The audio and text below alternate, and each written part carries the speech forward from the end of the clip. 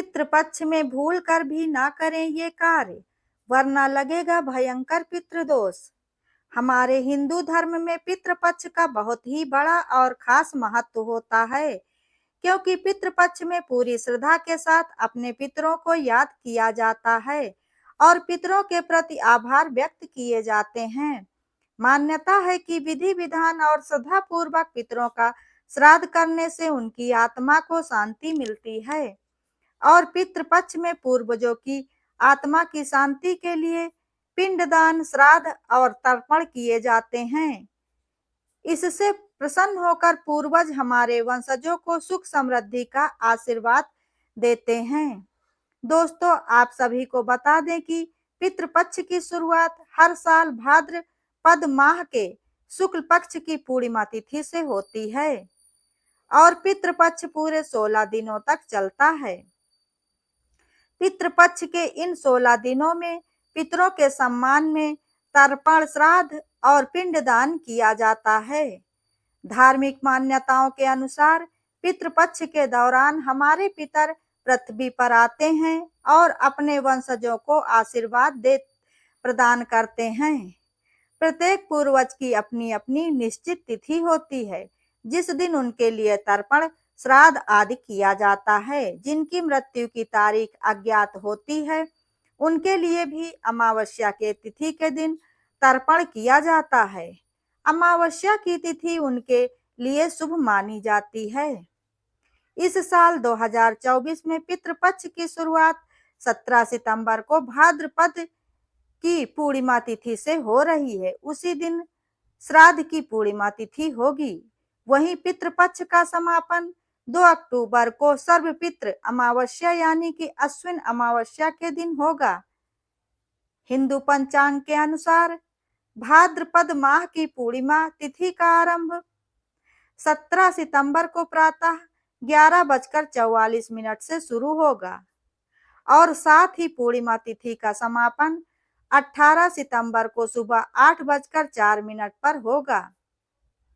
इसलिए श्राद्ध संपन्न करने के लिए कुतुब रोहिणी मुहूर्त सबसे अच्छा मुहूर्त माना गया है। जो कुतुब मुहूर्त है वह प्रातः 11:51 से दोपहर 12:40 तक रहेगा और रोहिणी मुहूर्त दोपहर 12:40 से दोपहर 1:29 तक रहेगा।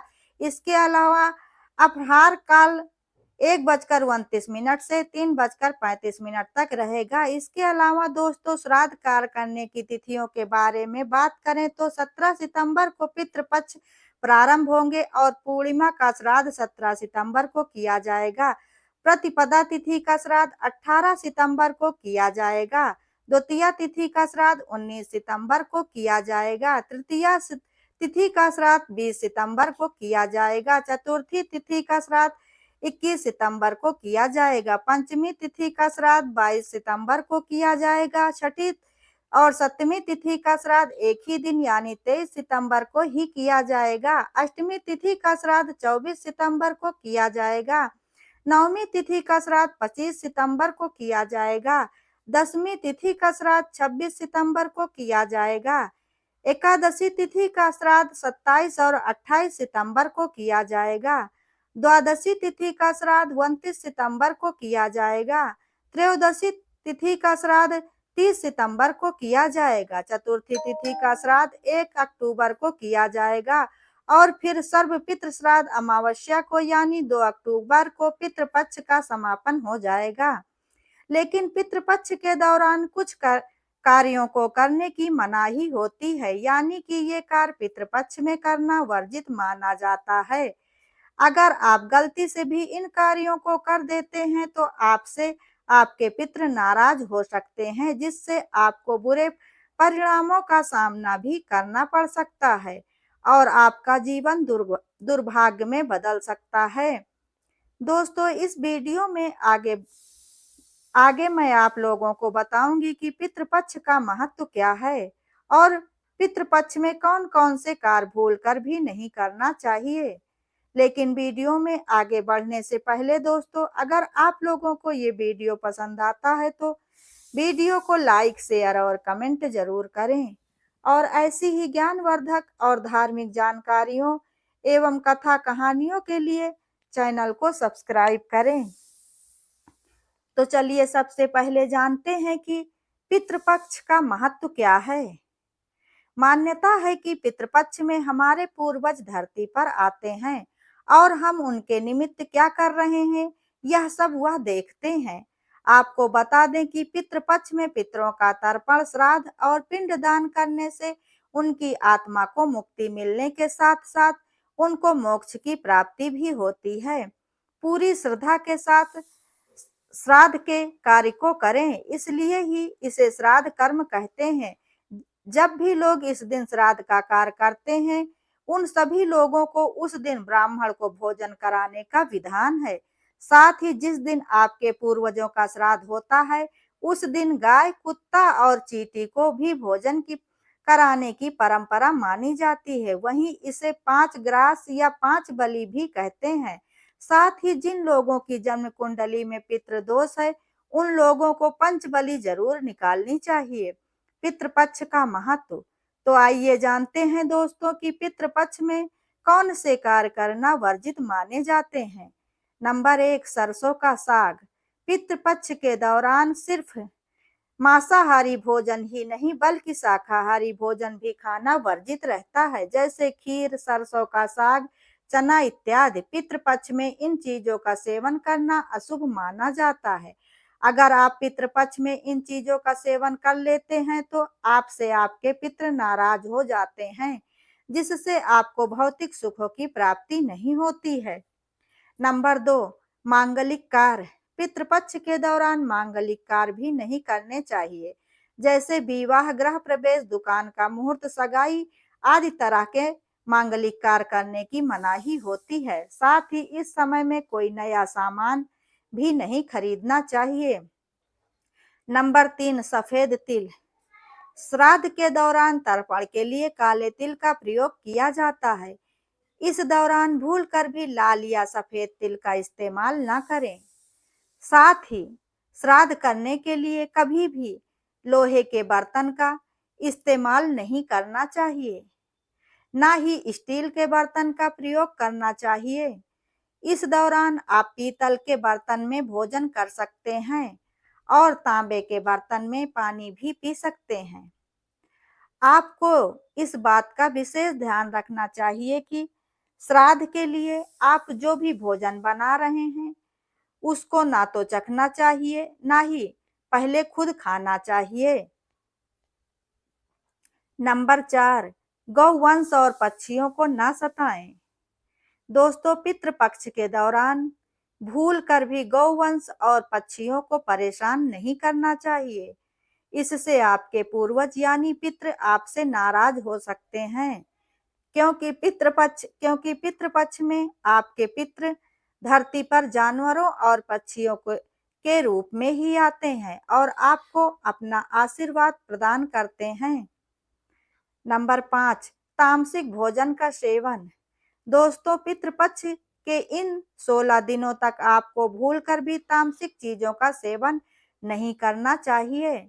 साथ ही आपको लहसुन, प्याज, मांस, मदिरा और किसी भी प्रकार के नशे और धूम्रपान से दूर रहना चाहिए और अपने तन मन को पूरी तरह से शुद्ध रखना चाहिए।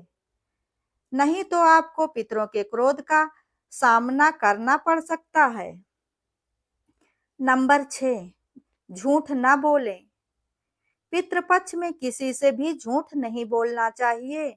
इसके अलावा किसी को अपशब्द भी नहीं कहना चाहिए।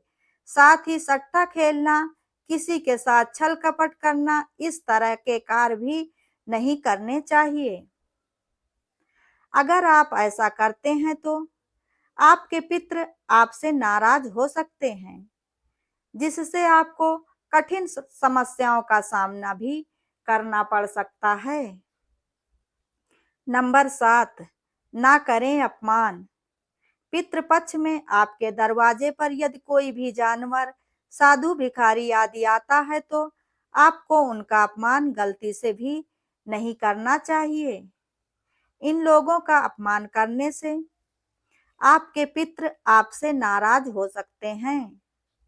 साथ ही साथ घर की चौखट पर यदि कोई गाय, कुत्ता या कोई जरूरतमंद कुछ मांगने के लिए आता है, तो उनका अपमान भी ना करें, बल्कि आपको उन्हें अपने सामर्थ्य के अनुसार श्रद्धापूर्वक भोजन कराना चाहिए और दान दक्षिणा भी देना चाहिए।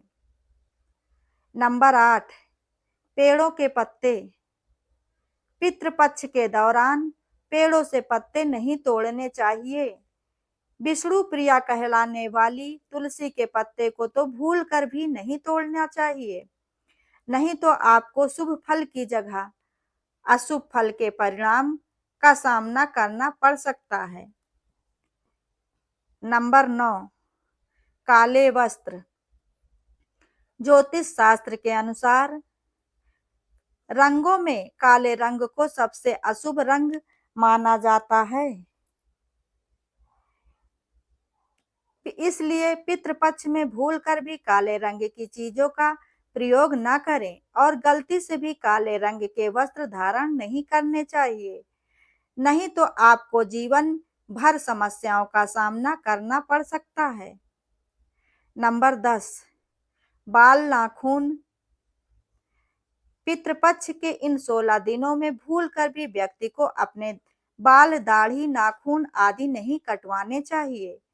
हिंदू मान्यता के अनुसार अगर कोई व्यक्ति पितृपक्ष में बाल, दाढ़ी कटवा लेता है तो उसे जीवन में तमाम तरह के कष्टों का सामना करना पड़ता है और उसके घर में अशांति का माहौल हमेशा बना ही रहता है।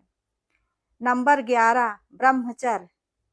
दोस्तों, पितृपक्ष में पितरों का पिंडदान करने के लिए अति शुभ माना जाता है, इसलिए पितृपक्ष के इन दिनों में ब्रह्मचर्य का पालन अवश्य ही करना चाहिए और आपको अपने तन मन को पूरी तरह से शुद्धता बनाए रखनी चाहिए। नंबर 12, क्रोध और हिंसा। दोस्तों, पितृपक्ष में क्रोध और हिंसा से बचना चाहिए, मन को शांत रखना चाहिए। इसके अलावा इन दिनों किसी को भी परेशान नहीं करना चाहिए, बल्कि सभी के साथ प्रेम और करुणा का व्यवहार रखना चाहिए। नंबर 13, श्राद्ध करने के नियम। दोस्तों, पिता का श्राद्ध हमेशा उसका पुत्र करता है। पुत्र के न होने पर ही पत्नी को श्राद्ध करना चाहिए। पत्नी न होने पर सगा भाई श्राद्ध कर सकता है। एक से ज्यादा पुत्र होने पर सबसे बड़े पुत्र को श्राद्ध कर्म को करना चाहिए। उपयुक्त नियम से श्राद्ध न करने पर पितृ नाराज हो जाते हैं। कई घरों में बड़ा पुत्र होते हुए भी छोटा पुत्र श्राद्ध के कर्म को करता है। ऐसे में छोटा पुत्र यदि अलग रह रहा है तब पर भी पितृपक्ष के दौरान अपने पितरों के लिए सभी को एक जगह एकत्रित होकर ही श्राद्ध कर्म को करना चाहिए। नंबर 14, श्राद्ध का समय। श्राद्ध के लिए सबसे श्रेष्ठ समय दोपहर का कुतुब काल का और रोहिणी काल होता है। कुतुब काल में किए गए दान का अक्षय फल प्राप्त होता है। प्रातः काल और रात्रि में श्राद्ध करने से पितृ नाराज हो जाते हैं, इसलिए कभी भी गलती से भी रात्रि में श्राद्ध न करें, क्योंकि रात्रि राक्षसों का समय होता है। साथ ही दोनों संध्याओं के समय भी श्राद्ध कर्म नहीं करना चाहिए। शास्त्रों में ऐसा करना वर्जित माना गया है। नंबर 15, संस्कारों को याद करें। पितृपक्ष में अपने सभी पूर्वजों द्वारा दी गई शिक्षाओं और संस्कारों को याद करें। कठिन परिस्थितियों के समय पर वो कौन से काम को किस युक्ति से करते थे, खुशियों का उत्सव कैसे मनाते थे, निर्णय लेते समय सही और गलत का निर्णय कैसे करते थे। आपके पितृ अपने संस्कारों को फलित देखते हुए अत्यधिक प्रसन्न होते हैं। साथ में उनका तर्पण, जलापन और कौवे और श्वान के हिस्से का भोजन अवश्य कराएं। किसी कर्मणा ब्राह्मण को सीधा वस्त्र दक्षिणा दान दें और भोजन भी कराएं। यही हमारी शास्त्रोक्त आस्था, परंपरा और संस्कार हैं और इनका पालन हमें अवश्य ही करना चाहिए। नंबर 16, बासी फूल।